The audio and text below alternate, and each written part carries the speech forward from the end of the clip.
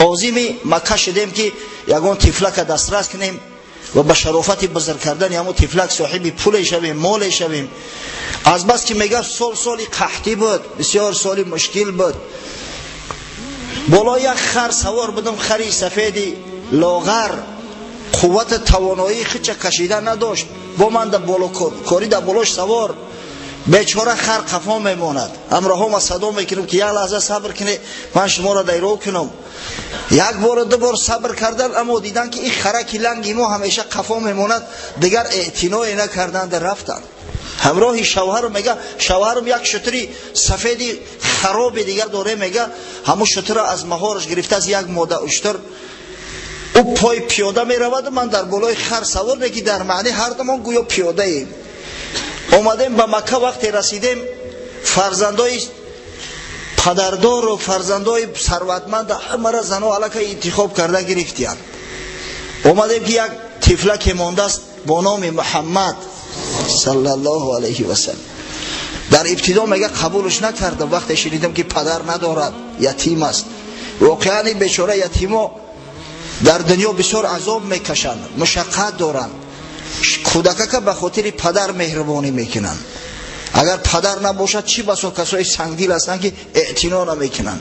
شما ببینید که حتی به حد ظالم شده بودیم که در میان مردم یک عرف است که به همه یتیما بازی نکنه که شما را یتیم میشه، یا یتیم بیچاره را سرخر میگن. تا به حال قول این سخن ها مروج است. اگر چنده که ما زیاده از 1000 سال شد که الحمدلله مسلمان هستیم، اهل دین و دیانت هستیم، خداشناس هستیم. شیخ سعدی از زبان حضرت رسول الله صلی الله علیه و سلم سروده است: مرا باشد از درد طفلان خبر، که در خوردی از سر برفتم پدر. من آنگه سری تاجور داشتم، که سر در کناری پدر داشتم.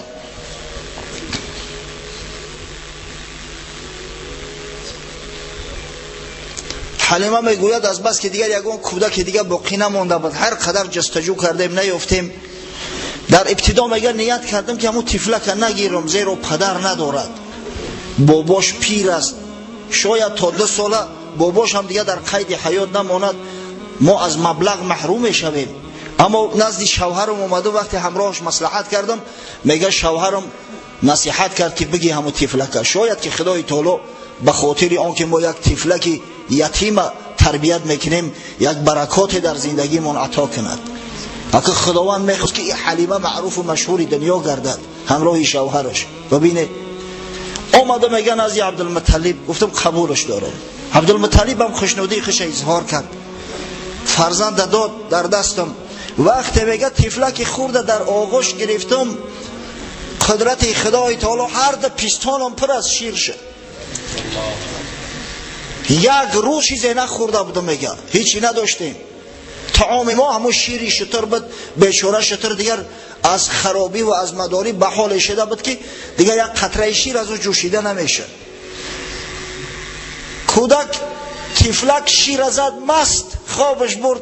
پسرک خودم میگه گرفتم، یک پسرک دارد با نام عبدالله ابن حاریث. پسر من میگه خورد سیر کرد، نشسته بوده، میگه که نخست شوهرم با یک تبسم فراخ داخل شد، گفت زنک جان گمان میکنم که همین طفل بسیار طفلی به پای قدم ای، شاید به خاطر یتیمیش باشه، خداوند برکت داده است. از شتر یک ستیل شیر جوشیدم. گفت سبحان الله، شتره که نو فرزند زایده است یک ستیل شیر نداره، یک ستیل شیر جوشیدم. همراه شوهر بگه خمسیری شیر زده، با بعض دیگر از دوگانه هم تقسیم کرده. میگه حلیمه بعدا روزی دیگر که عازم وطن خود شدیم، باید به قبیله خود بر میگشتیم.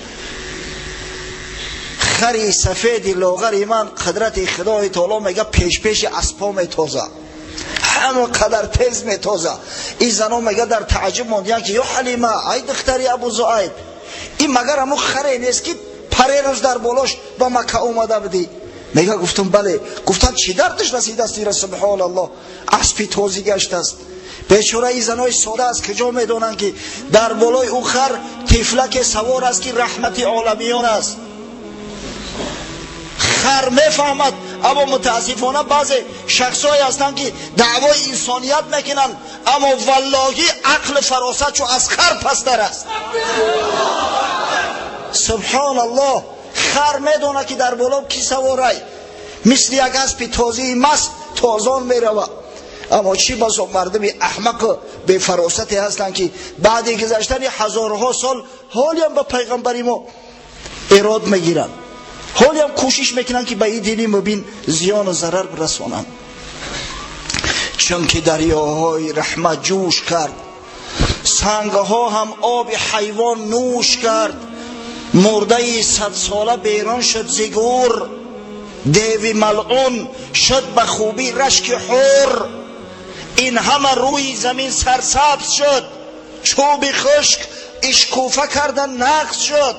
ببینه بهار شده است، هفته دیگه میایم که همه درختها گل کردیان الکی، بلبلا در چه چه میزنن، زیرا خداوند طبیعت از زنده کرد. همچنین به تولد رسول الله صلی الله علیه و سلم خداوند بنی بشر از زنده کرد، تاریخ بشریت از زنده کرد.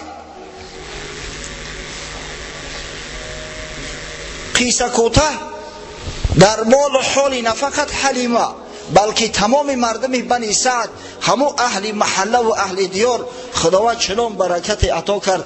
همه دیگر میگفتن قسم به خدا یا حلیمه یک فرزندی نیک پیرت انتخاب کردی، خوشو به حالت. زنهای دیگر به حلیمه غیبته میخوردن، حسد میبردن که ای کاش که ما ایره قبول میکردیم. از بین 2 سال گذشت، حضرت صلی الله علیه و سلم از تمام کودکای دیگر نیرومندتر قویتر کلان شده بود. پسرک 2 ساله علاقه تخته در کوچه ها میگشت و حلیمه هم قدر محبت بسته بود. و این شخصی هست که با او محبت نکنی، دیده که به آلایش باشد، شخصی که مکار نباشد، حیله‌گر نباشد، مگر میتواند چنین یک طفلک را دوست دارد.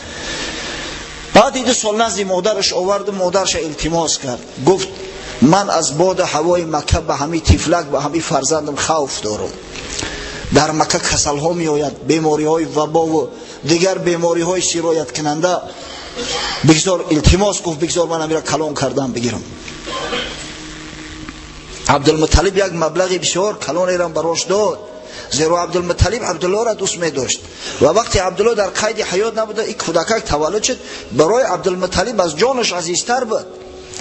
حلیمه گفت برای تربیه باقی مانده پول نمیگیرم، فقط اجازت من فرزندم در نزد خودم بگذارم و کلام کنم. مادرش هم از بس که یک بیماری سخت در مکه حکم فرما بود، وبای بود، فرزند داد در دست حلیمه برای من بعد کلام کردن. حلیمه آورد فرزنده تا 4 سالگی در نزدش بود. بار همراه کودکا، همراه برادران رضاعیش بازی میکرد. ناخواست 2 نفر شخص پیدا شدن، با پشت خواباندندش، سینه مبارک چاک کردن. برادرش عبدالله ابن حریث وقتی دید تلخش گفید. تازان بیچاره به خونه شون اومد نزد مادرش که مادر جان برادر قریشی ما 2 مرد اومدن کشتن، حقیقتا سینه‌اش چاک کرده بودن و از قفس سینه قلبش خارج کردن. حضرت جبرئیل یک خونی لربسته بود علاقه از داخل قلبش خارج کرد، گفت این نصیبه شیطان بود که در قلب تو بود، گرفت دور انداختش. بعدا قلبش شستن و در موضع خودش باز از نو وصل کردند و گذاشتن. این همون انشراح قلب است که در سوره الم نشرح خداوند به پیغمبر خودش منت میگذارد. الم نشرح لک صدرک، ای حبیبی من، آیا من سینه تو را باز نکردم، قلب تو را پاکیزه و تازه نکردم؟ تو پس چرا غمگین میشوی؟ تو چرا مایوس میشوی؟ فإن مع العسر یسرا، پس به درستی که همراه هر یک مشکلی آسانی است. هر مشکلی که به سرت آمد غمگین مشو، زیرا بعد اون مشکلی آسانی است. این مع العسر یسرا، به درستی که همراه همون مشکلی باز یک آسانی دیگر است. در مقابل یک مشکلی خداوند 2 آسانی را ذکر کرد. وقتی که حلیمه ای کار دید، اومد که فرزند رنگ روش کندگی واقعا در نزد سینه پیغمبر خدا صلی الله علیه و سلم یک ایزی جراحی نمودار بود. حضرت انس ابن مالک میگوید که ما همون را در بدن حضرت میدیدیم، مشاهده میکردیم. آوردندش نزد مادرش حلیمه که راستی من گفت ترسیدم خدای نکرده در دست من یگان کار شود، من تا قیامت دیگه خدمت نمیبخشم، ترسیدم. گفت آمد به آغوش مادر مهربان. خداوند خواسته بود که این فرزند چند مدت همراه مادرش باشد، زیرا مادرش هم اونقدر عمری طولانی نداشت. در این زمین باید که مادرم از بین میرفت. باره در سین 6 سالگی رسول الله صلی الله علیه و سلم حضرت به مادرش مراجعت کرد که مادر جان پدری من کجاست؟ من میگم که محمد ابن عبدالله هستم، من عبدالله در کجا است؟ مادرش گفت فرزند عزیز پدرت از دنیا گذشت است، در خاک مدینه منوره گور شده است. اگر خواهی گفت میریم قبری پدرت هم ببینیم. گفت بسیار میخواهم. ببینه این طفل به حد عزیز بود که عبدالمطلب با وجود همون سین و سالی کلانش همه کارش ترک کرد، رختی سفر بست و رسول الله صلی الله علیه و سلم را همراه مادرش و یک کنیزی که از پدر برای او مانده بود ام ایمن برکه سوار شتر کرده عازم مدینه منوره شدند. 500 کیلومتر راه طی کرده و به مدینه آمدند. آمد مادری مشفق شد قبر شوهری را که هنوز از بوش سیر نشده بود، از دیدارش سیر نشده بود، همگی 1 ماه زندگی کرده بودند. زیارت کرد و فرزندش نشان داد و هنگامی که باز میگشتند قفا می آمدند در منطقه ابوا که بین مکه و مدینه است مادرش هم از دنیا گذشت. طفل 6 ساله یتیم ماند، از پدر و مادر جدا شد. عبدالمطلب طفل در آغوش خود کشید، آوردش از فرزندای خود بالاش میگذاشت. از این خاطر بود که خداوند متعال به حبیبش محمد صلی الله علیه و سلم تاکید کرد الم یجد که یتیما فآوا. ای حبیبی من مگر ترا الله بزرگ یتیم نیافت، از پدر مادر محروم نیافت؟ من ترا مگر معبود نداد خداوند؟ مگر برای تو سرپرست صاحب درکی از پدر و مادرت کمی نداشتن وضع نکرد؟ حتی در کتب تاریخ آمده است عبدالمطلب سرور قریش بود. برای او در نزدیکی خانه مکه، خانه کعبه، یک گله میپرداختند، یک فرش بالاش تنها می نشست، در اطرافش پسرای برومندش حلقه زده می ایستادند. کسی اجازت نداشت که در وقت نشستن عبدالمطلب در پهلوش نشیند. اما حضرت صلی الله علیه و سلم وقتی که می اومد عبدالمطلب صداش میکرد در پهلوش میشیناندش. بار امکاش یک کمی سیاستش کردن که ای کارا نکن، اگر بابات دعوت هم که کرد نیا، ای بس تو نبیرش میشوی و وقتی او بابات میشینه ببین که ما مردکای کلان زن و فرزندار در حضور پدر ما نمیشینیم، تو چرا در پهلوش میشینی؟ حضرت 1-2 بار از خجالت نزدیک نشد، اما عبدالمطلب صدا میکرد که کو پسری مرا بیاره، پسر ما پیدا کنه. تا پیداش نمیکردند در پهلوش نمیشیش، آرام نمیگرفت و فرزنداش میگفت که این فرزند این در وجاهتش دیده میشود که این از شما فرق میکند، این دیگر کس است، این از تمام قریش فرق میکنه. انشالله من از الله بزرگ امید دارم که این فرزند ما را یک شخصی برومند بزرگ میکنه. وقتی که حضرت صلی الله علیه و سلم 8 ساله و 2 ماهه و 10 روزه بود، عبدالمطلب هم در سکرات مرگ افتید. قبل از وفات پسرش ابو طالب که با پدر محمد صلی الله علیه و سلم برادر شقیقه هستند، از یک پدر یک مادر هستند، صدا کرد و گفت همین فرزند من به تو وصیت کردم یا ابو طالب، اگر خدای نکرده یگان واقعه شود من از تو دامنگیر میشم. به ابو طالب توصیه کرد حضرت او خودش جان به جان آفرین تسلیم کرده رفت. عبدالمطلب از دنیا گذشت. ابو طالب از پدرش دیده محمد خردسال خوبتر نگهبین میکرد. ببینه عادتا همین ینگه ها کم کم بخیلی میکنن، سختشون میرسه. مخصوصا کودک یتیم باشه در خلوت میپوچنش، گوش تا میتن. اما خداوند که حبیبش دوست میداشت و معواش داده بود. زن ابو طالب فاطمه بنت اسد که خودی این زن اصلا هاشمی است، از زنای هاشمی است، مادر علی. محمد خردساله از علی و عقیل جعفر بالا میدونست، محد دوستش میداشت. خداوند فاطمه را به اسلام مشرف گردان و این فاطمه مادر علی به مدینه منوره هجرت کرده است. در مدینه گذشت، در قبرستان بقیع به خاک سپاریده شده است. وقتی فاطمه بنت اسد از دنیا رفت، حضرت صلی الله علیه و سلم گریست در بالای تابوتش، گفت خدا رحمتت کنه که تو قسم به خدا جای مادر ما پر کردی. وقتی که تو مرا تربیه کردی من همین بی مادری را احساس نکردم، تو واقعا برای من یک مادری خیرخواهی هستی. بعد دعا کرد که پروردگار رو رحمت مغفرتش کن، همچنانه که این مادر ما را تربیه کرده است. ابو طالب گفتیم که حضرت بسیار دوست می داشت. حتی در تاریخ آمده است که بار میخواست به سفر برآید به جانب شام. ما برای شما چندین مراتبه گفتیم که زندگی مردم قریش، زندگی مردم مکه از حساب همون سفرها بود، سفرهای تجاری میکردن. به قول امروزه برده میرفتن. ابو طالب بار عزم سفر شام کرد. حضرت صلی الله علیه و سلم 12 ساله بود، خرد بود. وقتی ابو طالب میخواست از مکه خارج شود، حضرت نزدش آمد، گفت عمک جان مرا به کی پرتافته میرای؟ دیگر دل ابو طالب دو کفانش دو پاره شد. فرزند گرفت در شتر در پهلو شنون، قسم به خدا گفت تا وقت زنده هستم من تو را ترک نمیکنم، تا وقت زنده هستم من تو را ترک نمیکنم، نمیگذارم یک خاری در پاد بخله. و همراهش گرفته و به شام رفتن. در نزدیکی شهر بصره هنگام ورود به شام یک شهر بود است با نام حوران. حوران امروز هم خیوران میگن اگر گوش کنه. و یهودی ها این شهر را ضبط کرده و از مسلمان ها گرفتیم بدبخت ها. منطقه خیوران میگن در تلویزیون. یک راهب زندگی میکرد با نام بحیرا. اصلا نامش جرجس بود است اما تخلصی بحیرا داشته است، به همین بحیرا معروف بود. وقتی که خریستیان ها پاپ شدن، کاردینال شدند، از او بالاتر پاپ شدند، به غیر نامشو باید تخلصی دیگر هم میگیرن.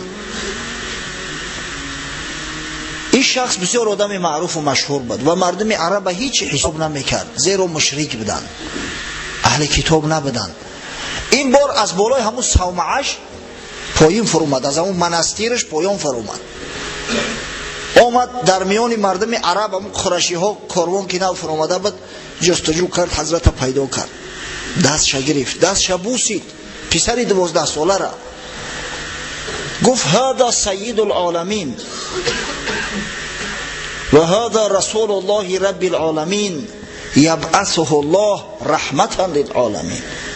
به مردم جاهل گفت این سید عالمیان است، این را خداوند پیغمبر عالمیان و پیغمبری مبعوث میکنه و رحمت میشود برای تمام عالم، تمامی بنی بشر نجات میده.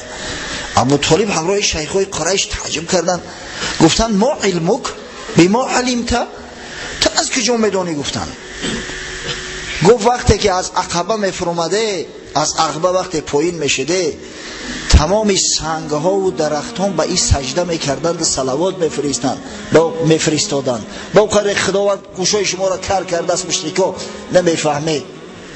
درخت و سنگ فقط به پیغمبر صلوات میفرستند، فقط در پیش پیغمبر تعظیم میکنند.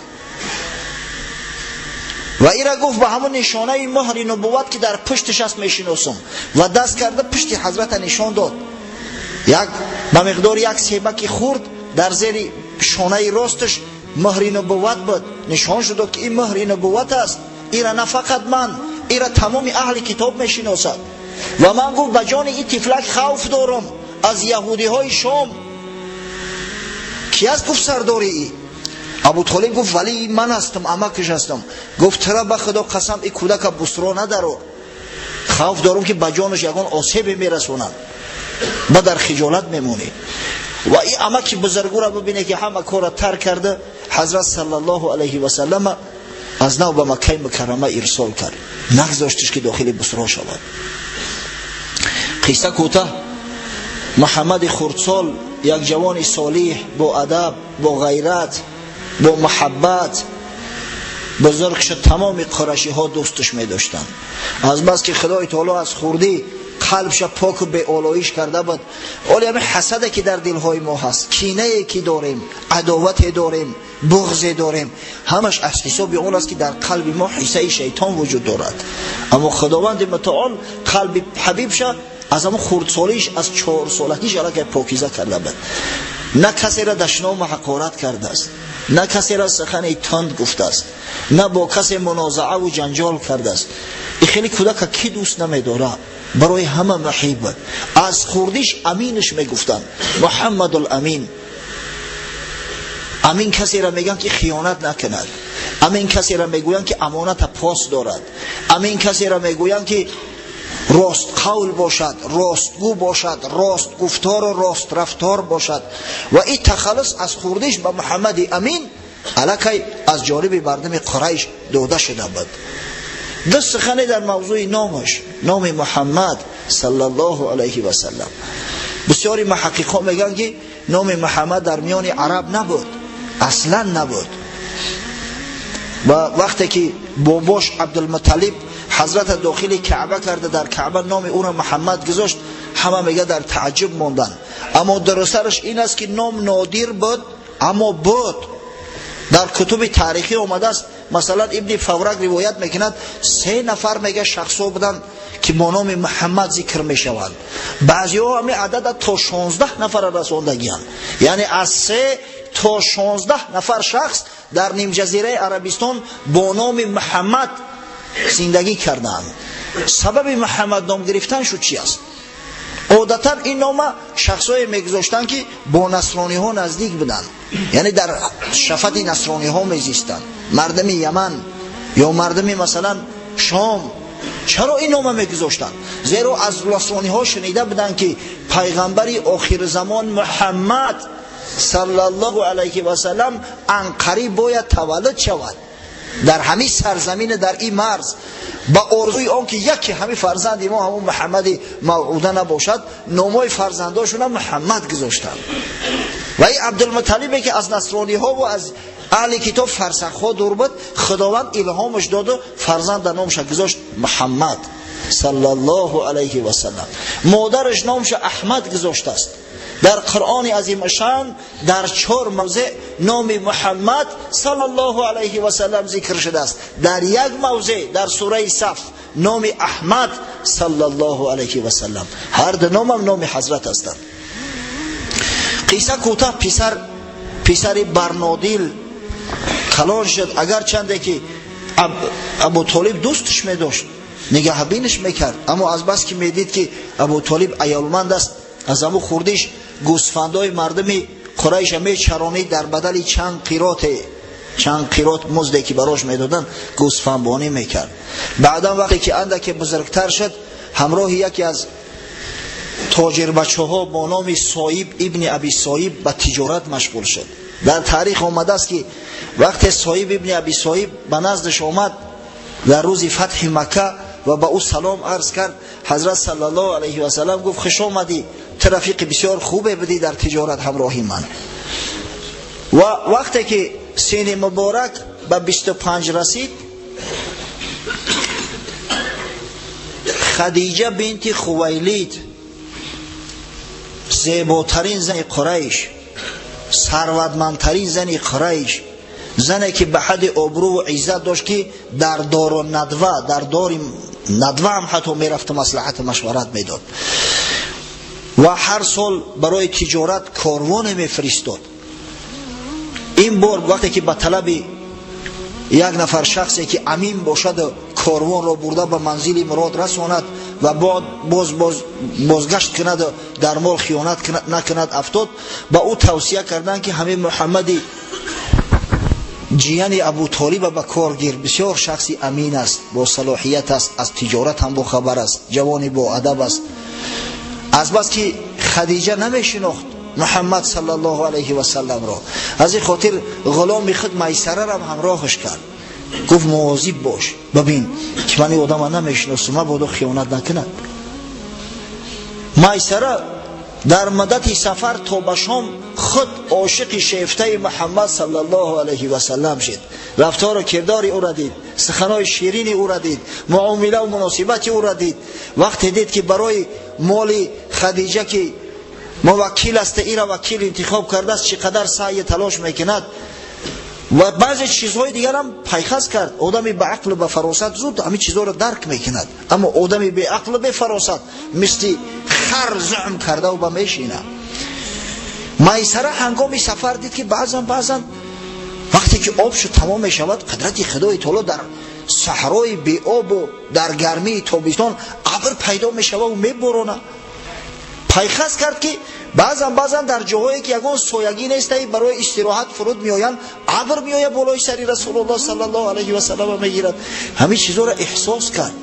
وقتی بازگشت کردن نزد مادرم اومد، به حد توصیف کرد محمد صلی الله علیه و سلم که خدیجه مادرم عاشق زار شد، زنی که تمام قریشی ها خواستگارش بودن، همه صدها آدم به خواستگاری آمده بود، اما گفته بود من دیگه شوهر نمیگیرم.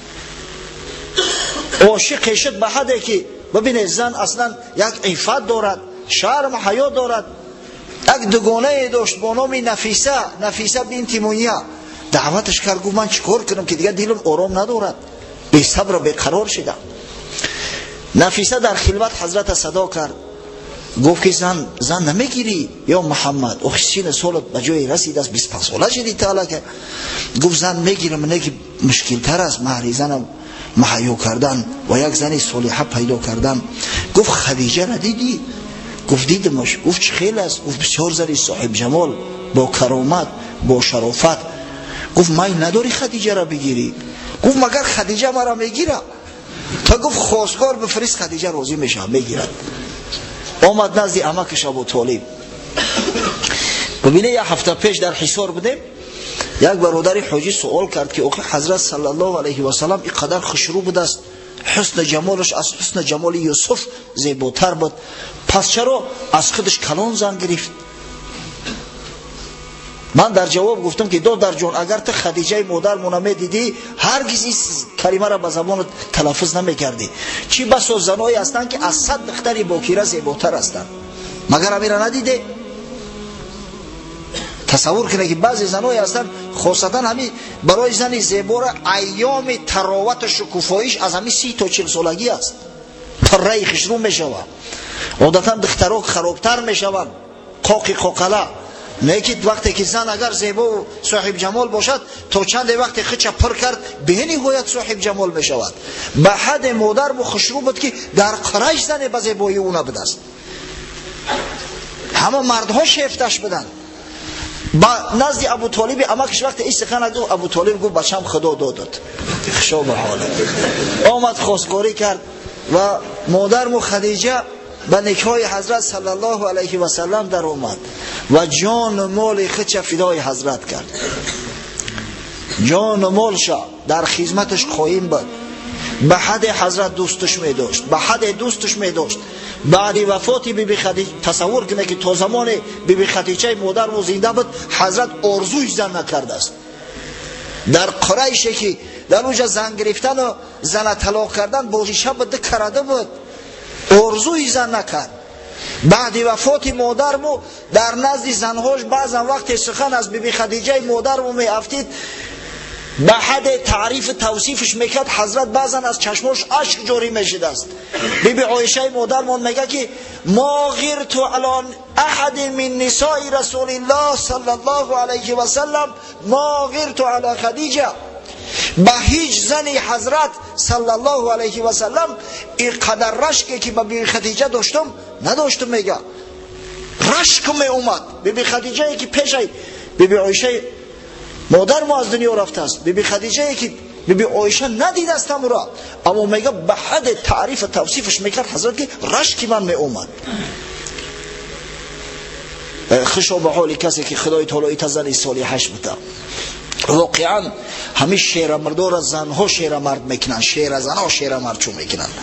پس هر کدومت که باشه دائم دعا کنه که خداوند صاحب زن صالحم کن.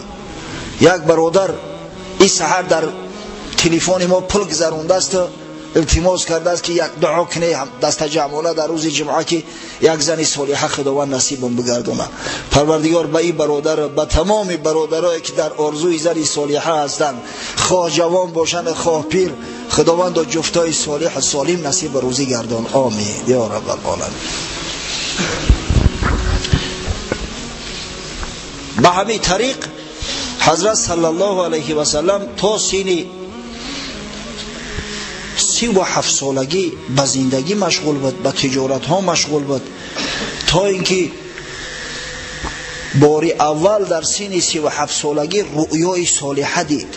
رؤیای صالحه یعنی خوابی که مثل روشنایی صبح روشن است، در ذهن در یاد آدم میماند.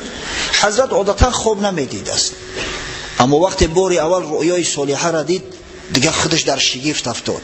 کار و باری دنیا دیگه در دلش سرد شد، دیگه تمام محبت از دنیا قطع کرد، دیگه دستش در یگان کار پیش نمی رفت. و من بعد حضرت خلوت اختیار کرد. خلوت در ماه شریف رمضان می رفت، مدت یک ماه در غار حرا. حاجیان میدونن این غار حرا در کجا است. بسیاری حاجیامون بیچاره را زورشون نمیرسه که به غار حرا را نرسن.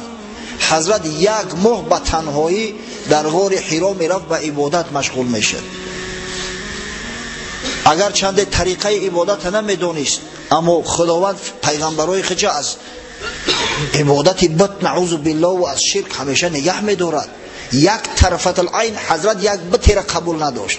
وقتی در نزدش قسم به لات و عزا میخوردن چنان غضبناک میشد که حضرت هیچ وقت قدر غضبناک نمیدیدن. میگفتن چرا تو اینقدر غضبناک میشوی؟ دشنامت میتنی که غضب نمیگیری؟ آقا میگفت همین لات و عزا دو سنگ بدخاصیت یا چی هستن که شما به هم یا قسم میخوری؟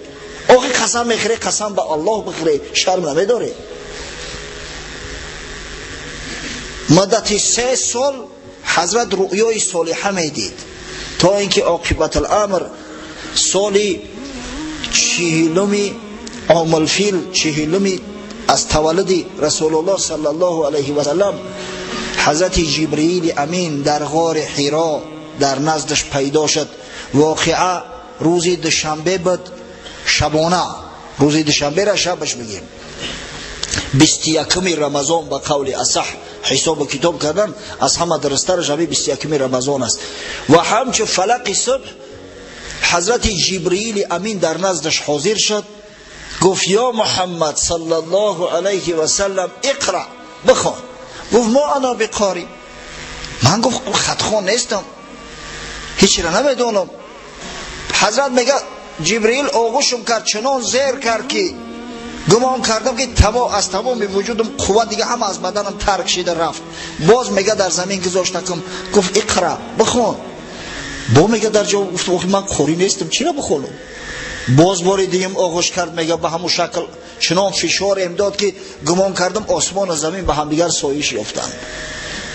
باری سوم وقتی گفتم ما انا بقاری، من قاری نیستم، گفت اقرا بسم ربک الذی خلق خلق الانسان من علق اقرا و ربک الاکرم الذی علم بالقلم علم الانسان ما لم یعلم. اول چیزی که از قرآن عظیم شان با رسول خدا محمد مصطفی صلی الله علیه و سلم نازل گشته است، همین 5 آیه اولی سوره اقرا است. از بس که امروز ما اعلام کردیم که انشالله روز مولود است، الحمدلله که هر هفته ما مولود است، اما امروز از بس که ما از دیروز اعلام کرد، از هفته گذشته اعلام کرده بودیم و در مجلس ما دادر قاری شمشاد جانم شرکت داره، انشالله الحال بلندگویا که در دست قاری شمشاد جان میتم